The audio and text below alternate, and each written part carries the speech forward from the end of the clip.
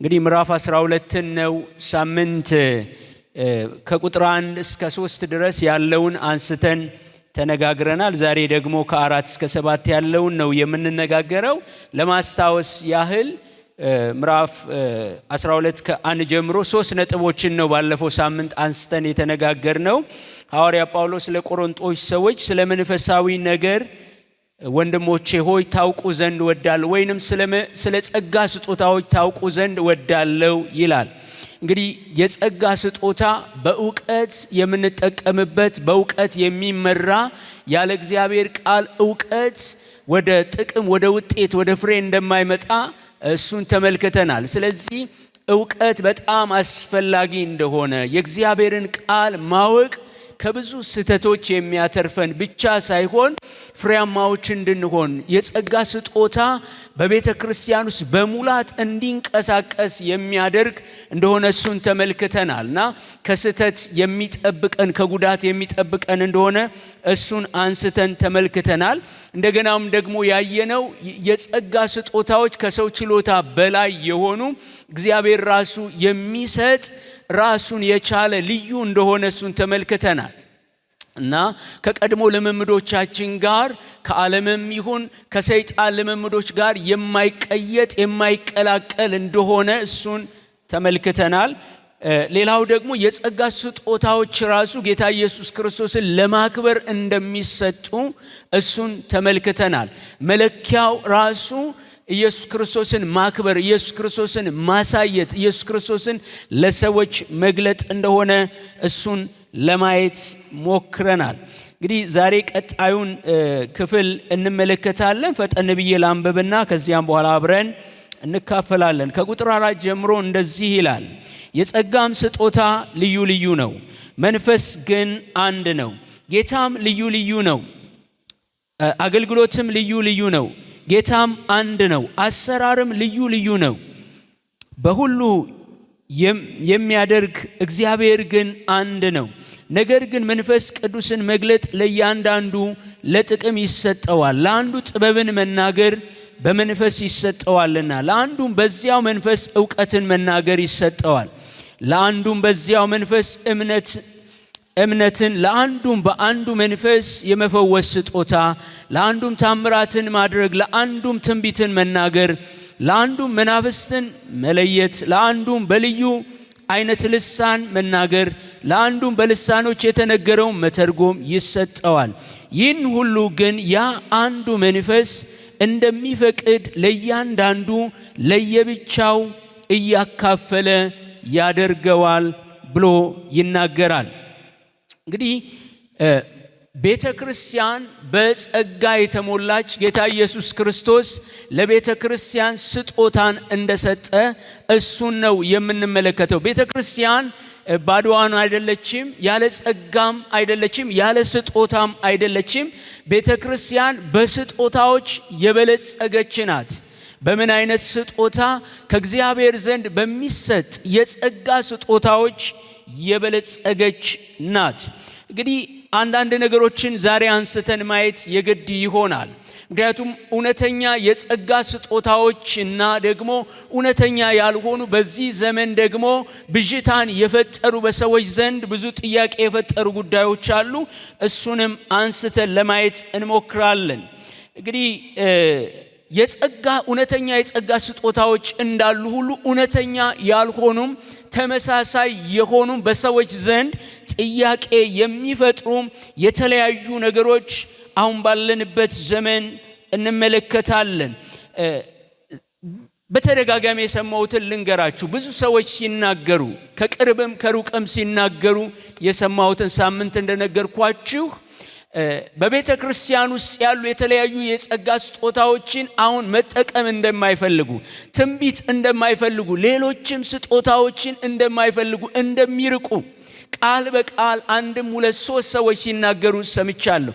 ከሩቅም ስፍራ ሲናገሩ ሰምቻለሁ። እና በጸጋ ስጦታዎች ስም የሚደረጉ ስህተቶች፣ በጸጋ ስጦታዎች ስም ብዙ ሰዎች ተጎድተዋል፣ ትንቢት ተነግሮላቸው ያ ትንቢት አልፈጸም ሲል እንደገና ትፈወሳላችሁ ተብሎ ሳይፈወሱ ሲቀሩ እና የታመሙ ሰዎች እንደተፈወሱ ተነግረው ቤተሰቦቻቸው የሞቱባቸው ሰዎች፣ የተለያዩ ሰዎች ብዙ አይነት ጥያቄ ውስጥ ነው ያሉት። ከዚህ የተነሳ እግዚአብሔር ለቤተ ክርስቲያን የሰጠውን የተለያዩ የጸጋ ስጦታዎችን የመሸሽ፣ የመራቅ፣ የመግፋት አይነት ነገር ብዙ እንደሱ አይነት ነገሮች ይታያሉ በተደጋጋሚ ከሚታዩ ስህተቶች የተነሳ። ስለዚህ የጸጋ ስጦታዎች በዚህ ዘመን ይሰራሉ። ስለዚህ የጸጋ ስጦታዎችን በትክክል ለይተን እንደ እግዚአብሔር ቃል ማወቅ የሁላችን ድርሻ ነው። ለሱ ደግሞ የእግዚአብሔር ቃል ነው የሚያስፈልገን። የእግዚአብሔርን ቃል በትክክል ስናውቅ፣ በእግዚአብሔር ቃል ዕውቀት ስንሞላ የጸጋ ስጦታዎችን መለየት እንችላለን። በጣም በእርግጠኝነት ልንገራችሁ፣ ብዙ ሰዎች የሚሳሳቱት ከጸጋ ስጦታዎች ጋር በተያያዘ በሕይወታቸው ችግር የገጠማቸው ሰዎች፣ አብዛኛዎቹ ሰዎች በእኔ ጥናት ነው የምላችሁ ከእግዚአብሔር ቃል ጋር ያላቸው ዕውቀት አነስተኛ የሆነ ወይንም ደግሞ የእግዚአብሔርን ቃል በጥልቀት በሙላት ያለማወቅ ችግር ነው። ሰዎች የእግዚአብሔርን ቃል በትክክል የሚያውቁና የሚረዱ ከሆነ በእግዚአብሔር ቃል እንደ እግዚአብሔር ቃል የተለያዩ የጸጋ ስጦታዎችን ትክክል ናቸው አይደሉም ብሎ መለየት ይችላሉ። ለዚህ ነው ሐዋርያ ጳውሎስ ሲናገር ታውቁ ዘንድ ወዳለው ይላል። ምክንያቱም የጸጋ ስጦታዎችን ሰዎች አውቀው መጠቀም የሚችሉ በትክክል የእግዚአብሔርን ቃል ሲያውቁ ነው። ዛሬ እንግዲህ 1-3 ነገሮችን አንስተን ለመነጋገር እንሞክራለን።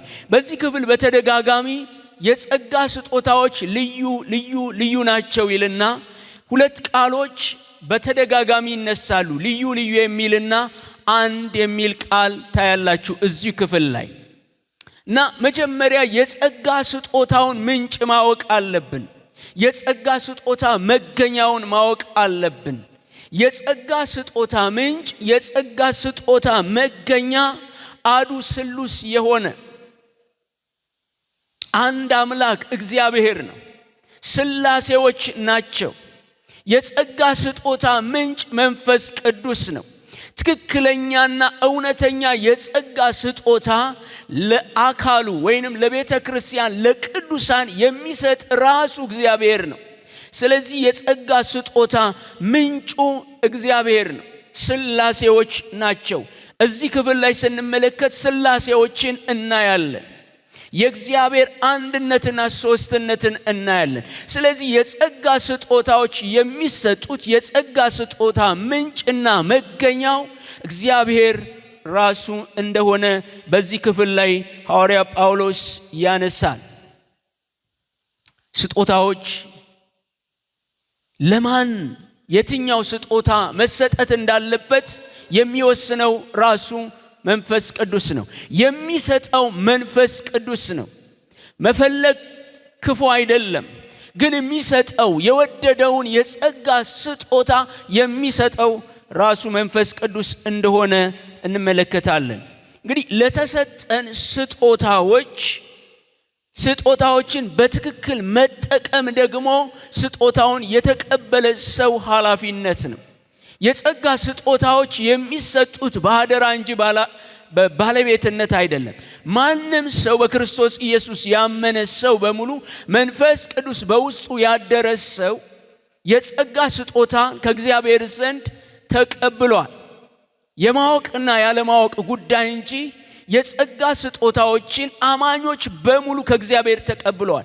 በእውነት በክርስቶስ ኢየሱስ አምነው ዳግመኛ የተወለዱ አማኞች የተለያዩ የጸጋ ስጦታዎችን ከእግዚአብሔር ተቀብለዋል። አንድና ከዚያም በላይ አንድ ሰው የጸጋን ስጦታ ሊቀበል ይችላል። ሁሉንም የጸጋ ስጦታ ግን አንድ ሰው ሊኖረው አይችልም።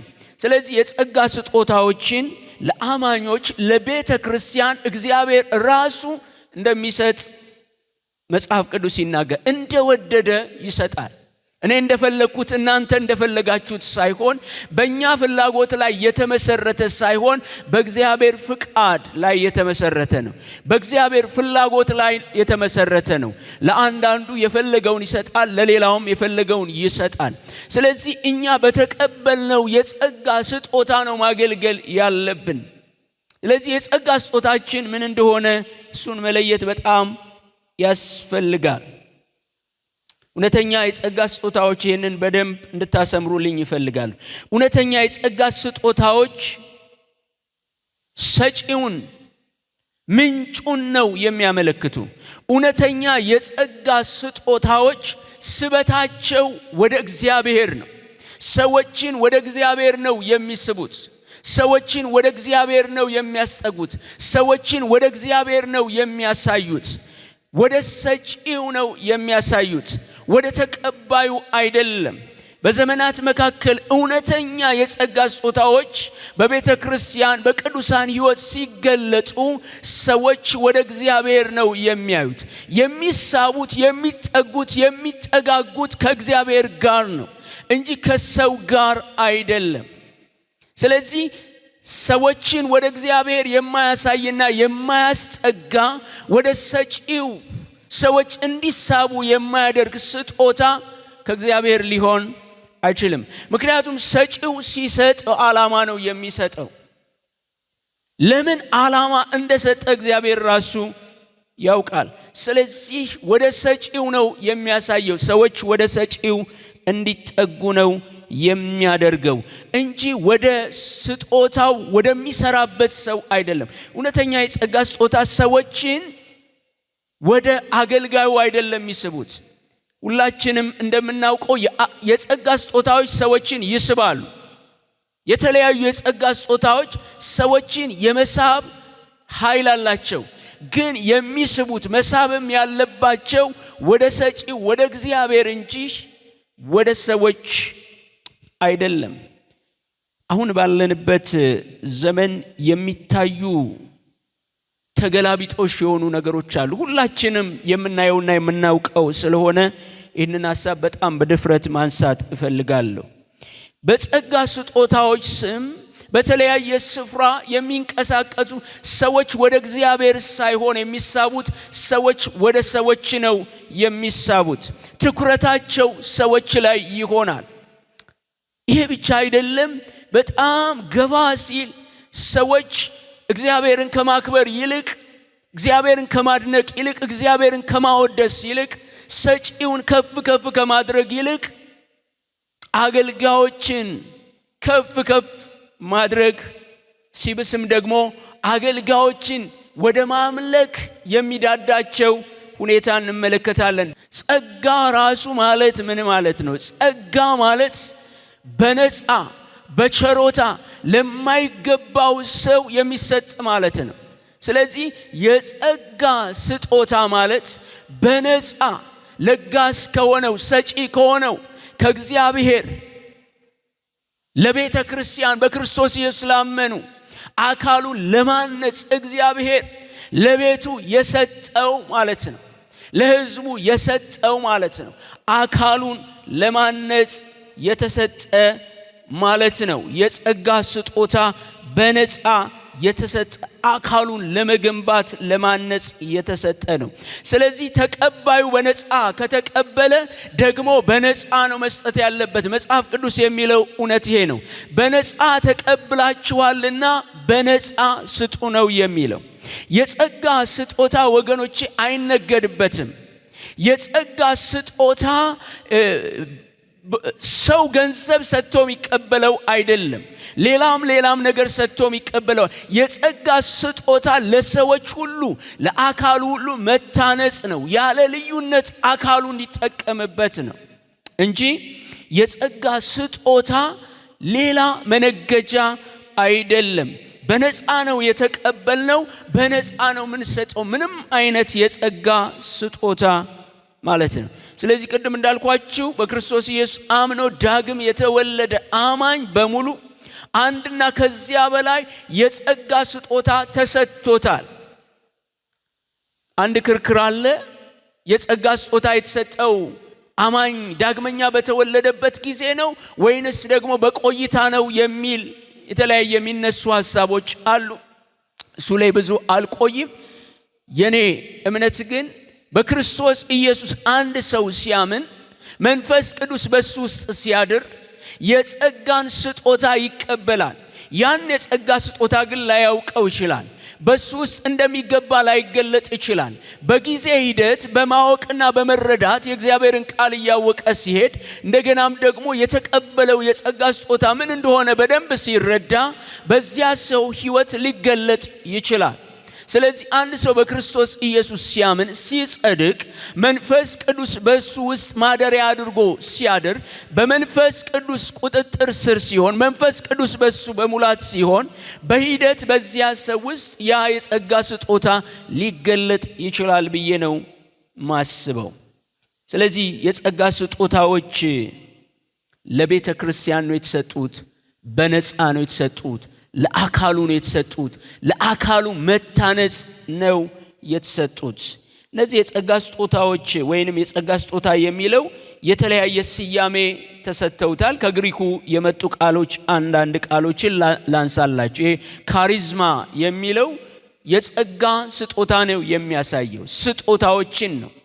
ይሄ ካሪዝማ የሚለው የግሪኩ ቃል በአዲስ ኪዳን የጸጋ ስጦታን ነው እና ካሪዝማታ የሚለው ብዙ የተለያዩ የጸጋ ስጦታዎችን ለማሳየት ይሄ የገባበት የግሪኩ ቃል ነው። ሌላው ኒውማቲካ የሚለው ይሄ ኒውማ የሚለው መንፈስ ነው እና የመንፈስ ቅዱስ ስጦታዎች በቤተ ክርስቲያን ውስጥ እነዚህ ስጦታዎች ተሰጥተዋል። እንግዲህ የመጀመሪያው ያነሳሁላችሁ ሰጪው እግዚአብሔር ነው፣ ምንጩ እግዚአብሔር ነው፣ መገኛው እግዚአብሔር ነው። እግዚአብሔር ደግሞ እንደወደደ አድርጎ ለእያንዳንዱ ይሰጣል። መንፈስ ቅዱስ እንደወደደ ለእያንዳንዱ ይሰጣል። ስለዚህ አማኞች በሙሉ የጸጋ ስጦታ ከእግዚአብሔር ዘንድ ተቀብለዋል። ከዚያም በላይ በእያንዳንዱ አማኝ ውስጥ የተለያዩ የጸጋ ስጦታዎች አሉ። ሌላው ምናየው ነገር እዚሁ ክፍል ላይ የጸጋ ስጦታ ልዩ ልዩ ነው። የጸጋ ስጦታ 1 2 3 ብለን ብቻ የምናስቀምጠው ሳይሆን ብዙ ነው። የጸጋ ስጦታ ብዛነትን እዚህ ክፍል ላይ ተመለከቱ። የተለያዩ የጸጋ ስጦታዎች ለቤተ ክርስቲያን ተሰጥተዋል። የተለያዩ ክፍሎችን ሄዳችሁ እናንተ ማየት ትችላላችሁ። ሮሜ ምዕራፍ 12 ከ6 እስከ 8፣ እንደገና ኤፌሶን ምዕራፍ 4 ቁጥር 11 ላይ፣ እዚሁ አንደኛ ቆሮንቶስ ምዕራፍ 12 ከቁጥር 8 እስከ 10 እና አንደኛ ጴጥሮስ ተጨማሪ ሐሳብ መያዝ ትችላላችሁ ምዕራፍ 4 ከ10 እስከ 11 ላይ። ስለዚህ የጸጋ ስጦታዎች ልዩ ልዩ ናቸው። አይነታቸው የተለያየ ነው። በኋላ ላይ እንመለከታለን። የተለያዩ አይነት የጸጋ ስጦታዎች፣ የመፈወስ፣ ትንቢት የመናገር፣ በልሳን የመናገር፣ የመማር የተለያዩ የጸጋ ስጦታዎች፣ ታምራትን የማድረግ እነዚህ የተለያዩ ስጦታዎች ለቤተ ክርስቲያን ወይንም ለአማኞች ተሰጥተዋል። ስለዚህ የጸጋ ስጦታዎች ብዙ ናቸው። እንግዲህ ቁጭ ብለን ማሰብ በደንብ የእግዚአብሔርን ቃል ማጥናት አለብን። ብዙ የጸጋ ስጦታዎች ተሰጥተዋል። በዚህ አንደኛ ቆሮንቶስ ምዕራፍ 12 ላይ 9 የሚሆኑ የጸጋ ስጦታዎች ተጠቅሰዋል። እንደ ናሙና መውሰድ ትችላላችሁ። እና እነዚህ 9 ብቻ ናቸው ማለት አይደለም፣ ከዚያም በላይ ነው። ቅድም ባነበብኩላችሁ ክፍሎች ውስጥ ሄዳችሁ ማየት ትችላላችሁ። ስለዚህ ቁጥር 5 ጋር ስትመጡ ምንድነው የሚለው? አገልግሎት ልዩ ልዩ ነው ይላል። አገልግሎት ልዩ ልዩ ነው። የጸጋ ስጦታዎች አካሉን ወይንም ህዝቡን ቅዱሳንን ለማገልገል የተሰጡ ናቸው። አገልግሎት ናቸው። ልክ ሐዋርያት ሥራ ምዕራፍ 6 ላይ ሄዳችሁ ስትመለከቱ እዛ ክፍል ላይ የአይሁድ ክርስቲያኖችና ከግሪክ የመጡ ሴቶች በዚያ ማዕድ ደላ ላይ ቅሬታዎች ነበሩ። ከዚያ በኋላ ሐዋርያቶች ሰብስበው ጸልየው መንፈስ ቅዱስ የሞላባቸው ብሎ ክራይቴሪያ አውጥተው ዲያቆናትን ሾሙ እና አገልግሎት ይሰጡ ነበር። ማዕድን የማካፈል ይሄው ቃል በዚያ ቦታ ላይ አገልግሎት ብሎ የተጠቀሰው ይሄ ነው። ስለዚህ የጸጋ ስጦታ ሰዎችን ለማገልገል የተሰጠ ነው። አገልግሎት ማለት ራሱ ሌላውን ሰው መጥቀም፣ ለሌላው ሰው ጥቅም፣ ለሌላው ሰው መታነጽ ማለት ነው። ስለዚህ አገልግሎት ልዩ ልዩ ነው ብሎ ይናገራል። ዋናው ቁም ነገር ወገኖቼ ሌሎችን የምናገለግልበት ነው። የጸጋ ስጦታ ተሰጥቶን ሌሎችን ካላገለገልንበት ተጠያቂዎች ነን። በአደራ ነው የተሰጠን፣ ለሌሎች ጥቅም ነው፣ ለሌሎች መታነጽና መገንባት የተሰጠ ማለት ነው። ስለዚህ እዚህ ክፍል ላይ አገልግሎት ልዩ ልዩ ነው። ቁጥር 6 ላይ ስትመጡ ደግሞ አሰራር ልዩ ልዩ ነው ብሎ ይናገራል። አሰራር ልዩ ልዩ ነው። ሁሉን በሁሉ የሚሰራ ግን ያው ስንት ነው? አንድ ነው። ወገኖች የጸጋ ስጦታ አሰራርና ድርጊት የሚወስነው መንፈስ ቅዱስ ነው። በአማኝ ውስጥ ወይንም ደግሞ የተለያየ ጸጋ ስጦታ በተቀበለን በእኛ ውስጥ አሰራሩ የመንፈስ ቅዱስ ነው። አደራረጉ የመንፈስ ቅዱስ ነው። ስለዚህ አሰራሩ ራሱ ልዩ ልዩ ነው። አሰራሩ ልዩ ልዩ ነው። በሚፈውስ ሰው ውስጥ ወይንም ደግሞ የፈውስ ስጦታ በተሰጠው ሰው ውስጥ መንፈስ ቅዱስ የሚሰራበት መንገድ አለ። በሌላ ደግሞ የጸጋ ስጦታ በተሰጠው ሰው ውስጥ መንፈስ ቅዱስ የሚሰራበት አሰራር አለ። መንፈስ አንድ ነው፣ አሰራሩ ግን የተለያየ ነው። እንደ ስጦታው አሰራሩ የተለያየ እንደሆነ እንመለከታለን። ወገኖቼ የጸጋ ስጦታ ሰው እንደፈለገ የሚያደርገው አይደለም፣ እንደፈለገ የሚሰራበት አይደለም። መንፈስ ቅዱስ በዚያ ሰው ውስጥ ሆኖ በዚያ አማኝ ውስጥ በዚያ አገልጋይ ውስጥ ያደረው መንፈስ ቅዱስ ራሱ የሚመራው ማለት ነው፣ የሚያንቀሳቅሰው ማለት ነው። ድራይቭ የሚያደርገው የሚያንቀሳቅሰው መንፈስ ቅዱስ ነው። በዚያ ሰው ውስጥ ሆኖ የሚሰራው መንፈስ ቅዱስ ነው እንጂ ሰው እንደፈለገ ከኪሱ እያወጣ ለእያንዳንዱ ደስ ላለው የሚሰጥ አይደለም። መንፈስ ቅዱስ ያንን አገልጋይ ተቆጣጥሮ፣ ለዚህ ነው እንኳን የጸጋ ስጦታ አይደለም የዕለት ከዕለት ሕይወታችን በመንፈስ ቅዱስ ምሪት ውስጥ በመንፈስ ቅዱስ ቁጥጥር ስር መሆን ነው ያለበት።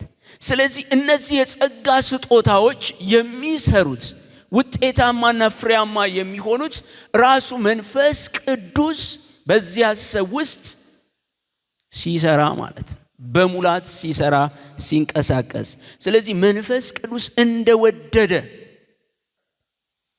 እንጂ የሆነ ኮፒ ፔስት የሚደረግ አይደለም። ራሱ መንፈስ ቅዱስ በወደደው መንገድ እንደፈለገ አድርጎ የሚሰራው ነው። ስለዚህ አሰራሩ ራሱ በመንፈስ ቅዱስ ምሪት ነው የሚሆነው። ውጤቱም ያማረ የሚሆነው ፍሬያማ የሚሆነው መንፈስ ቅዱስ ራሱ ያንን አገልጋይ የተቆጣጠረው መንፈስ ቅዱስ ሲመራው በዚያ አገልግሎት ፍሬ ውጤት ይታያል ማለት ነው።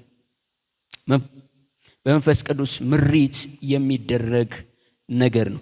እንግዲህ ስህተቶችን ማንሳት ተገቢ ነው። ምክንያቱም የእግዚአብሔርን ቃል የምንማረው ዝም ብለን አለባብሰን ለማረስ አይደለም። ዝም ብለን የሆነ ስህተት እንዲደገም አይደለም። እውነትን መነጋገር በጣም ስለሚያስፈልግ ነው። መንፈስ ቅዱስ ብሎ በእውነተኛ የጸጋ ስጦታ በመንፈስ ቅዱስ ምሪት የሚነገሩ መልእክቶች ተፈጻሚነት አላቸው።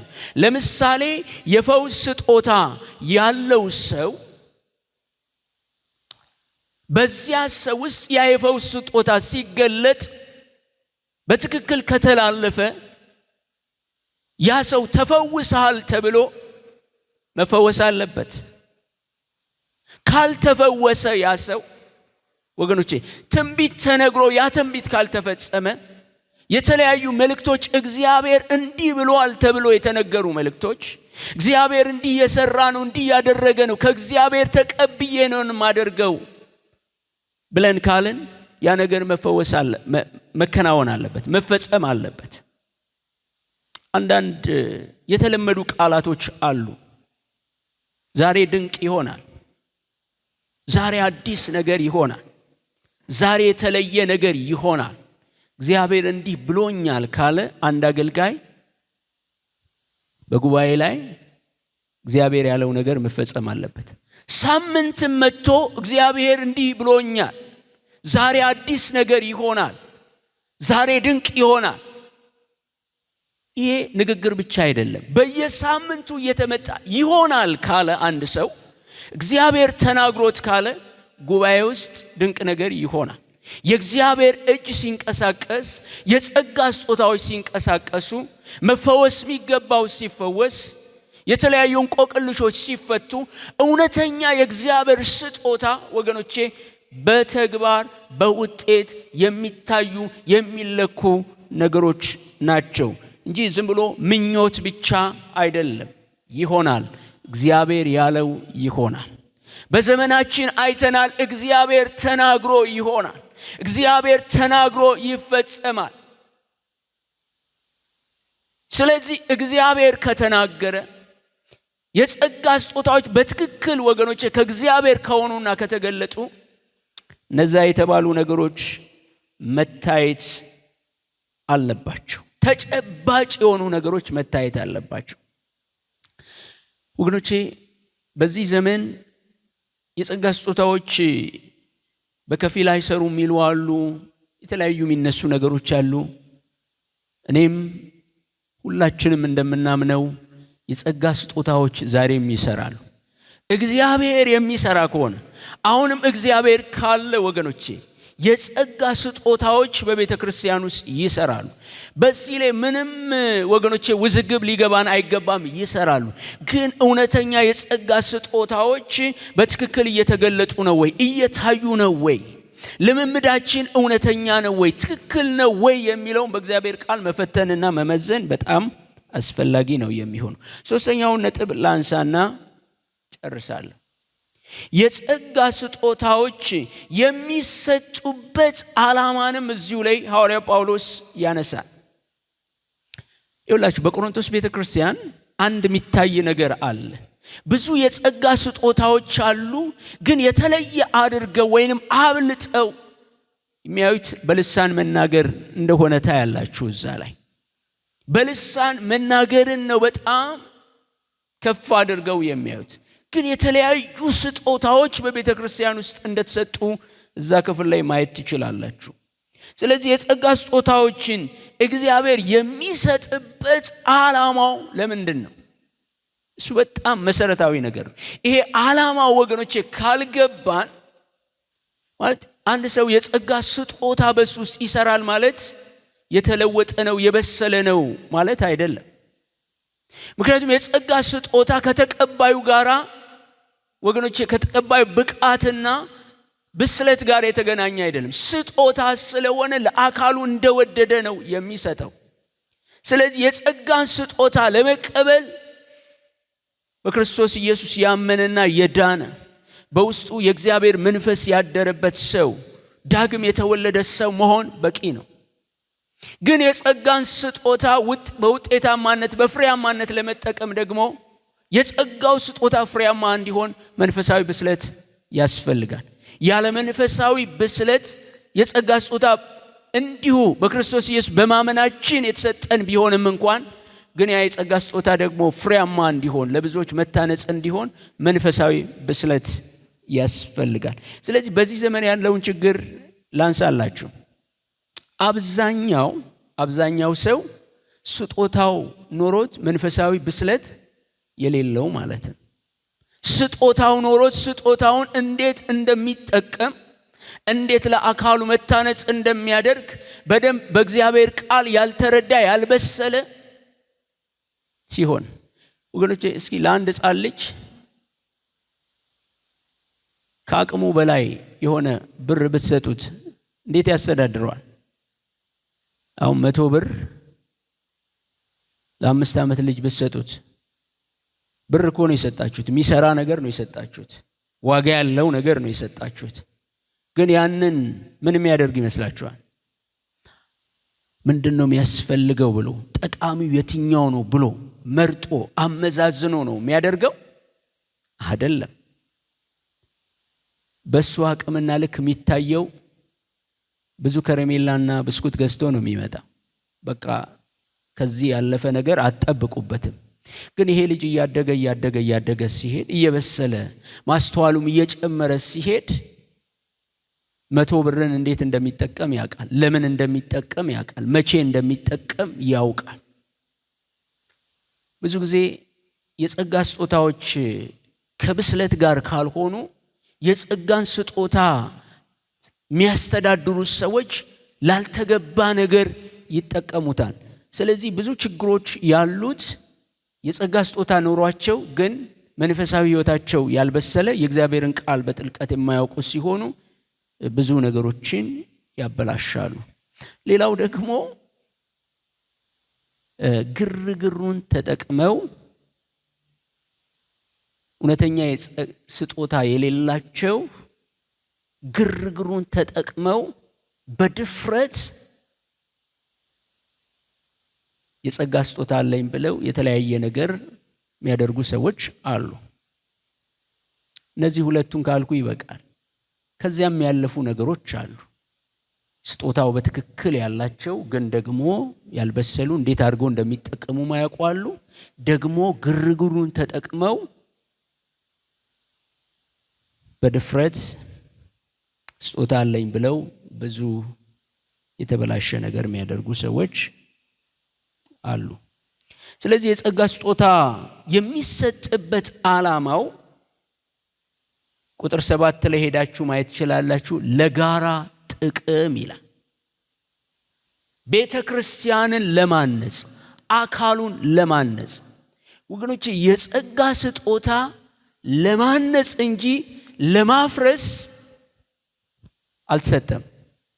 የሚያፈርስ ከሆነ ጥያቄ ውስጥ የሚከት ከሆነ የሚለያይ ከሆነ ህብረትን የሚያናጋ ከሆነ ትዳርን የሚያናጋ ከሆነ ያ የጸጋ ስጦታ ጥያቄ ውስጥ መግባት አለበት። ምክንያቱም የጸጋ ስጦታ የሚሰጠው ለአንድነት ነው፣ ለህብረት ነው። ሰዎች ከእግዚአብሔር ጋር ህብረት እንዲያደርጉ እንዲሁም ደግሞ እርስ በርሳቸው ጤናማ ህብረት እንዲኖራቸው አካሉን ለማነጽና ለመገንባት ለአንድነት ነው የጸጋ ስጦታ የሚሰጠው። ስለዚህ የጸጋ ስጦታ አፍራሽ ሊሆን አይችልም። አፍራሽ ከሆነ እሱ ጥያቄ ውስጥ መግባት አለበት። አንዳንድ ሰዎች የጸጋ ስጦታ አለን ብለው ትዳር የሚያፋቱ አሉ። ወገኖች አትሞኑ። እግዚአብሔር ትዳርን ያከብራል። ስለዚህ ሰዎች ወደ አንድ ነገር ከመጡ በኋላ የእግዚአብሔር ፍቃድ አይደለም ትዳራችሁ ካለ ይሄ በጣም ወገኖቼ የእግዚአብሔርን ቃል ሰው ካላወቀ በስተቀር እንዲህ አይነት መልእክት እንዴት ይቀበላል? እንዲህ አይነት መልእክት የሚቀበሉ ሰዎች አሉ። ተቀብለው ትዳራቸው የፈረሰ ሰዎች አሉ። ስለዚህ የጸጋ ስጦታ ለመገንባት ለማነጽ ሰው ከእግዚአብሔር ጋር የጠበቀ ህብረት እንዲኖረው እርስ በርስ ደግሞ አማኞች አንድ እንዲሆኑ እንዲተባበሩ ነው የተሰጠው። ለማፍረስ አልተሰጠም። የጸጋ ስጦታ አካሉን ለማነጽ ነው። መንፈሳዊ ህይወታችን እንዲያድግ እንድንለወጥ ክርስቶስ ኢየሱስን ወደ መምሰል እንድናድግ ነው የጸጋ ስጦታዎች የተሰጡ። ሐሳቡን ልጠቅልለው። በዚህ ክፍል ላይ ሐዋርያ ጳውሎስ 3 ነገሮችን ነው በዋነኛነት የሚያነሳው።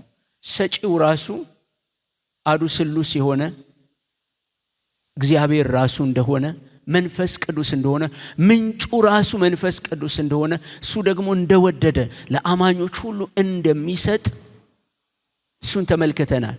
ስለዚህ እውነተኛ የጸጋ ስጦታዎች ወደ ምንጩ ወደ እግዚአብሔር የሚያስጠጉና የሚያመለክቱ ሰው ትኩረት ያልሆነበት፣ ትኩረት እግዚአብሔር የሆነበት። ስለዚህ ምንጩ እግዚአብሔር ነው። ደግሞ የጸጋ ስጦታዎች ብዙ ናቸው፣ ልዩ ልዩ ናቸው። አገልግሎት ልዩ ልዩ ነው። አሰራር ልዩ ልዩ ነው። መንፈስ ግን አንድ ነው። ጌታ ግን አንድ ነው። እግዚአብሔር ግን አንድ ነው። አንዱ አምላክ እንደወደደ በተለያየ ሰዎች የተለያየ ስጦታዎችን በመስጠት የሚሰራው ራሱ ነው። እሱን ተመልክተናል። ስለዚህ የጸጋ ስጦታዎች ብዙ ናቸው። ዓላማው ደግሞ አካሉን ምን ለማድረግ? ለማነጽ። ሰዎች ክርስቶስ ኢየሱስን እንዲያውቁ፣ በክርስቶስ ኢየሱስ እንዲያድጉ፣ በመንፈሳዊ ሕይወታቸው እንዲያድጉ አካሉን ለማነጽ ነው የተሰጠው። እግዚአብሔር ቢፈቅድ ሳምንት እነዚህ ዝርዝሮችን ለማየት እንሞክራለን። ቅድም ያነሳናቸው የተለያዩ ስጦታዎች ዝርዝሮችን እናያለን። እነዚህ ስጦታዎች ምን አይነት ናቸው፣ ምን አይነት ባህሪ ያላቸው የሚለውን እሱን እግዚአብሔር ቢፈቅድ ሳምንት እናያለን። የእግዚአብሔር ስም የተባረከ ይሁን። እግዚአብሔር ስጦታዎችን ስለሰጠን ስሙ ይባረክ። የተለያዩ ስጦታዎች ለቤተ ክርስቲያን ስለተሰጡ በእያንዳንዳችን ውስጥ ስጦታ እግዚአብሔር ስለሰጠ እነዚህ ስጦታዎች ደግሞ ወገኖች እንዲሰሩ፣ እንዲንቀሳቀሱ ስጦታችንን አውቀን ለአካሉ መታነጽ እንድናገለግል፣ ለአካሉ መታነጽ እንድናበረክት እግዚአብሔር ይርዳን።